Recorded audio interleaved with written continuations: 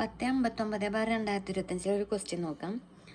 5 years ago, the average age of Madhu and Rajan was 18. Now, if the average age of Madhu, Rajan and Venu is 24, then what will be the age of Venu after 12 years? അപ്പോൾ നമുക്ക് 5 വർഷം മുന്നത്തെ മധുവിൻ്റെയും രാജൻ്റെയും average age തന്നിട്ടുണ്ട്. അപ്പോൾ അവരുടെ ഏജിൻ്റെ ആദ്യം കണ്ടുപിടിക്കാം. Average എന്താ? സം ഡിവൈഡഡ് ബൈ നമ്പറാണ് നമുക്ക് ഏവറേജ്. അങ്ങനെ നമുക്ക് 18 കിട്ടിയിട്ടുണ്ട്. അപ്പോൾ നമുക്ക് അവരുടെ സമ്മ് കാണാനായിട്ട് 18 × 2 നമുക്ക് അവരുടെ സമ്മ് കിട്ടും. മധുവിൻ്റെയും രാജൻ്റെയും വയസ്സുകൾ കൂട്ടുമ്പോൾ 36 കിട്ടും. അത് 5 വർഷം മുന്നെയാണ് 36. ഇനി നമുക്ക് അതിൻ്റെ ഇപ്പത്തെ കാണണം. ഇപ്പത്തെ കാണണം എന്ന് വെച്ചാൽ 5 വയസ്സ് മധുവിനും കൂടണം, 5 വയസ്സ് രാജനും കൂടണം. അപ്പോൾ 5ഉം 5ഉം 10 വയസ്സ് കൂടി.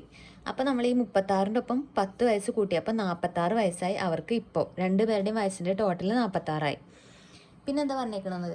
Now the average age of 3 പേരുടെ ഏവറേജ് ഏജ് ഇപ്പത്തെ 24 പറഞ്ഞിട്ടുണ്ട്. അപ്പോൾ നമുക്ക് അവരുടെ സമ്മ് കാണാനായിട്ട് ഇപ്പത്തെ ഈ 3 പേരുടെയും ഏജിൻ്റെ സമ്മ് കാണാനായിട്ട് 24 × 3.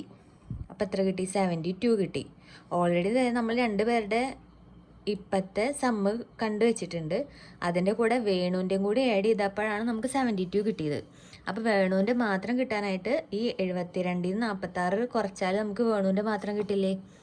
അപ്പോൾ വേണുവിൻ്റെ 26 കിട്ടി. 26 ഇപ്പോൾ വേണുവിൻ്റെ വയസ്സ്.